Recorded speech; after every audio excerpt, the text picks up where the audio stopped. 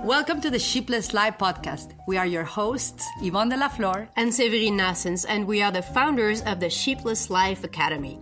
Join us at sheeplesslife.com for a free and exclusive masterclass on sheepless living. We created this podcast for women like you, who are ready and eager to live and lead without the herd mentality. Women who are ready to be, not who your parents told you to be, not who the system expects you to be, not who the media wants you to be, but who you can truly become. So relax, step out of the herd for a moment, grab something to sip on, and have a pencil at hand just in case you feel the urge to take some notes. Let's get the show on the road. Good morning, good afternoon, good evening, wherever you are, whenever you tune into this podcast number 23 of the Sheepless Life Academy. This is Severine Nassens from Cancun, and on the other side of the microphone we have the lovely Yvonne de la Flor, all the way in the United States in Las Vegas. Yvonne, how are you doing? I'm inspired, motivated for the podcast of today. That's all I'm going to say right now. I'm super inspired. We have been touching base with some topics that have created a wave for me personally in my own life, thinking about the last couple of topics and the one for today. And today what we want to share with you is toxic people. All of us, we've encountered toxic people throughout our lives. Some close by, some not that close by. But at one moment or other, we encounter them, and they have a impact on our lives. And today, what we would like to talk about, so three things: how to detect them, how do you detect toxic people in your life, how do you avoid becoming toxic yourself, and what can we learn from these toxic people that surround us. And how to detect them, to start with that, in my personal experience, because this is a very personal experience for everyone, and I think, and I would like to know from everyone who's listening how you personally detect them. But for me, it is a gut feeling. It is when I meet someone for the first time, usually I kind of flow with things, but very rarely do I get a crunching feeling in my stomach, as if somebody would actually grab my stomach and squeeze it. I get this kind of physical pain in my gut that tells me that something is off. It's kind of when you walk into a room and you go, whoa, the energy is so dense you could cut it with a knife. Things like that. And also people that you have had in your life for a long time, everyone, I think every now and then we become toxic. Independently whether we are doing consciousness work or not. I think there are situations in life that influence us and that have, if we do not pay attention to them, we ourselves can become toxic too. So it's not necessarily a constant state of being for someone.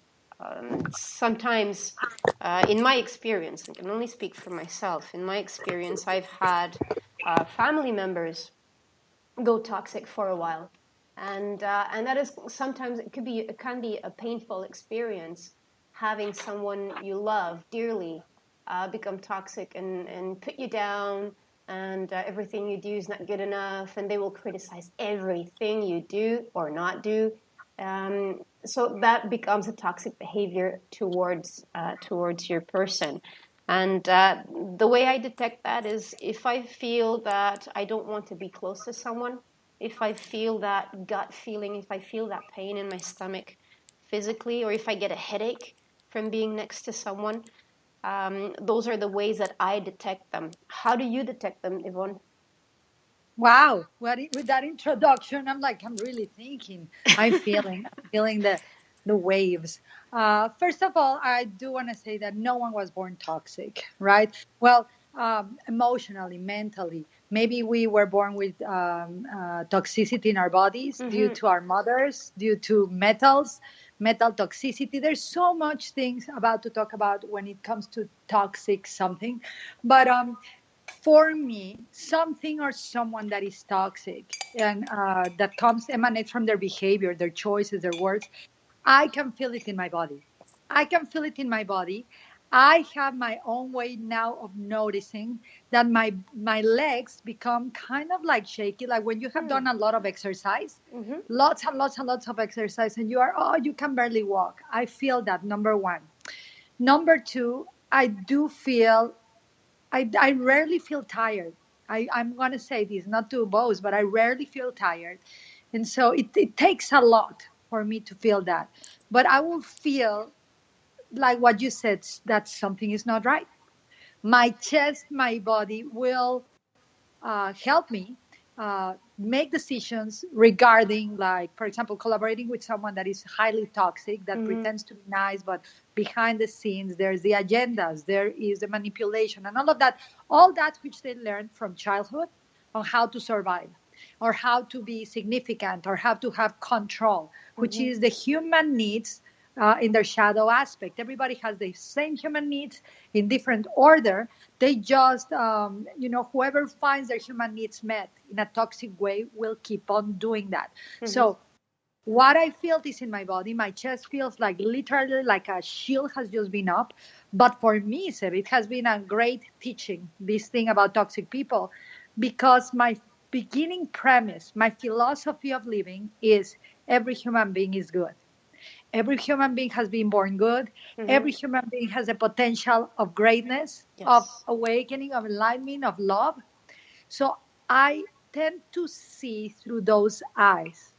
And sometimes it takes me a little while to realize, well, this is a toxic situation. This is a toxic possibility. And usually when there's toxic people, everybody in the field will feel it. We have, of the several projects we have one that a lot of people were collaborating in. And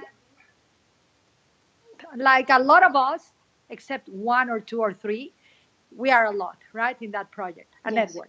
And a couple of them are no longer with us.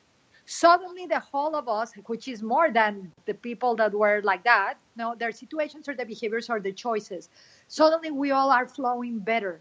Opportunities are rising higher. We are restructuring things. We are flowing together to deeper levels of awareness. When one is out, or when one, two, or three, and one of the things how you can feel it, just for the audience, you will know because you just simply won't feel good. You will try to make it look good. Your mind will try to justify it. Well, maybe it's a hard day for her. Husbands with wives, that wives yell at you, belittle you, etc. Maybe he had a tough day with his mom and his job. Wives with husbands that try to belittle you and scream at you. Maybe, I don't know, the justification of toxicity is never acceptable for our own health. It's just for our own health. And anyone that entertains toxicity and excuses it and justifies it becomes toxic itself. And anybody, parents here, the toxicity that you don't detox from, and next podcast, we're going to have a detox podcast. But the toxicity that you don't detox from, that you justify, you explain, you modify because your premises or your philosophies, maybe let's see the good in everyone. Guess what? If you have children or you have nephews, you are going to pass that toxicity on.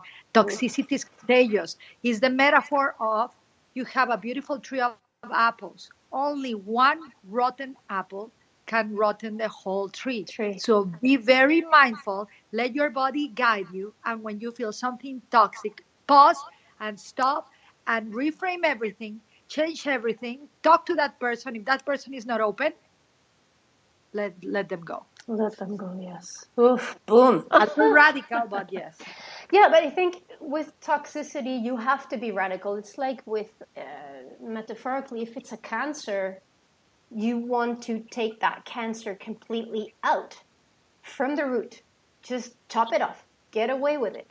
And the thing with toxic people, if it's your family, if it's your loved ones, it can be a hard a hard one to get rid of them as such. Something you said is that sometimes we become toxic because we're in touch with other toxic situations or people. How can we avoid becoming toxic? What would you recommend? Well, for example, I've joined many masterminds, many groups. I've joined many things. And do be aware, number one, of your environment. If you are in an environment that doesn't support you to thrive, that gets envious if you succeed. I've had that situation many times in my life, from people that I dated, from friends. Like, they pretend that they are happy, but they are like, just, they are not celebrating their successes. If the environment is competing with you, if it's diminishing you with whatever win you have, if it hiddenly is harboring envy or jealousy, pretending to be nice, just check your environment first. Yes. Obviously, I would say sage it all around, but the main sage that is going to clean the whole system is your decisions. Notice your environment, number one. Number two, what is the gift that this situation, this mud, this darkness, this toxicity is giving you? What lessons. Is it? Lessons. And I think that there's only one lesson to speak about toxic people: how not to be like. What is the choice of? It's giving us the choice on how not to act, how not to be, and also to rise above that situation and take ownership of our creation. Take ownership, because we will stay in long relationships that are not good for us. I've done it. I've done everything I'm saying this, justifying it. We will stay, I used to keep partners. Well, I never have. I only have partnerships now. Before, I just did collaborations. But even I will entertain collaborations. And these people that were, they are not even aware they're toxic, right? Yes. I will feel that I owe them. I will feel that I owe them because poor, they cannot work. Oh my gosh, poor, she doesn't have that much money, or he doesn't have a partner, whatever it was. And I will rescue them. So avoid rescuing people that they have the ability to do work, that they have the ability to work on their stuff, and they have the ability to get a mentor, get a psychologist, get support. These obviously were not going to people that may be in addictions or they really may need your intervention or help. Yeah. We're talking about day-to-day relationships, day-to-day businesses, day-to-day partnerships that either you grow together, you improve each other, you seek for the next level where you can celebrate one another, or you don't. Yes. If you don't, you probably are going to feel tight. Your home is going to become like messy. Your environment is going to turn kind of like dirty. And the toxicity, the air that you will breathe, it will be toxic itself. Ooh. So those are my tips. Wow. Thank you for that. You covered pretty much everything and more than what I was thinking of. The main thing is that not to tap into that energy and become a victim of it. Because once we raise your become vibration. Once we become a victim of a situation, we let go of our personal power, and that's when we start to emulate that same type of toxic behavior. So just be aware. I think everything's around consciousness, and if we are aware of our own words, our thoughts, I think everybody gets it from time to time. When I get a negative mindset over something, I tend to write down my thoughts, and I tend to seek out my thoughts and make myself aware that I'm thinking negative stuff, and then I give that a twist and raise my vibration, as you said, by thinking more positive thoughts as to get myself out of that negative toxic Love hole. That. Yeah, one of a good resource that people that are listening to us maybe is the work of Byron Katie. You go to the website of the work. You have free permission there and free forums to judge the toxic people. That would be a good one, a good inquiry. People are toxic. Is that true? Dun, dun, dun. You are toxic. Oh, my goodness. Thoughts are toxic. But go to thework.com. The website is free. The work of Byron Katie has a great book about this. I think that will be the end of toxicity in the world if everybody inquired their thoughts. And that's it. Dun, dun, dun. Wow. And Byron Katie, she keeps popping up in our podcast. First, the Sacred Slap. And I know. she's done she's had an amazing trajectory and great teaching. So absolutely recommend them to everybody to at least take a look at the website. That's free. So, and if you like it, well, you move on from there.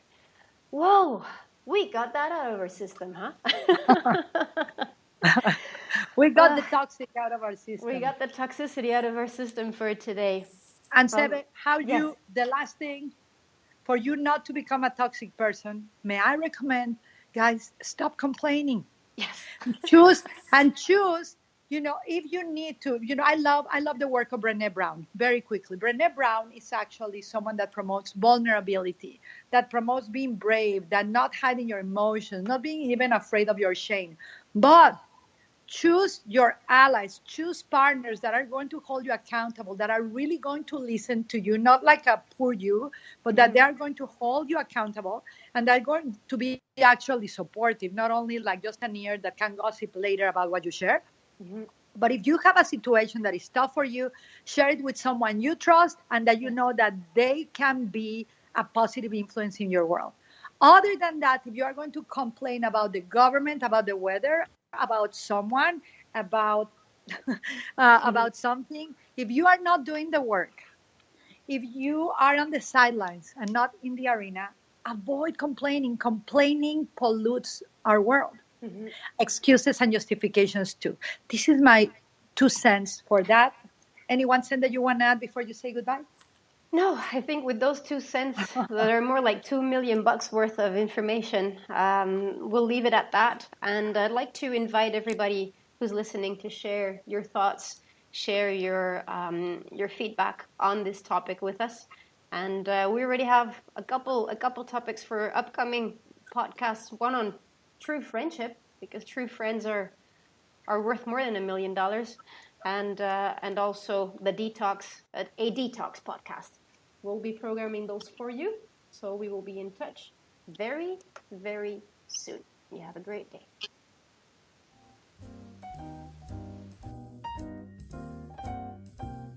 Subscribe to this weekly podcast on iTunes, Google Play, or Stitcher. Share your thoughts with us on Facebook.com/Sheepless Life Academy and learn firsthand how to live a sheepless life with Yvonne and receive an exclusive in-depth masterclass at sheeplesslife.com.